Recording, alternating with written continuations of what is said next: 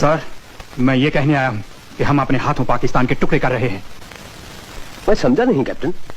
Sir, दुनिया की कोई भी सरकार मुल्क के लोगों को डरा धमका कर हुकूमत नहीं कर सकती। ओह, तो आरज़ू मिन्नत से कर सकती है। मेरे कहने का मतलब यह है सर कि हमारी सख्तियों की वजह से यहाँ का बच्चा बच्चा बल्कि जर्रा जर्रा हमसे नफरत करने लगा है और हमारा जानी दुश्मन बन गया है। इन हालात में हमें क्या करना चाहिए कैप्टन? मुल्क की बागडोर मुल्क के नुमाइंदों के हाथों में सौंप देनी चाहिए। ओह, फिर क्या होगा? मुल्क के टुकड़े नहीं होंगे। सुभान अल्लाह। कैप्टन, तुम्हें तो इलेक्शन लड़ना चाहिए था, लीडर बनना चाहिए था। Have patience.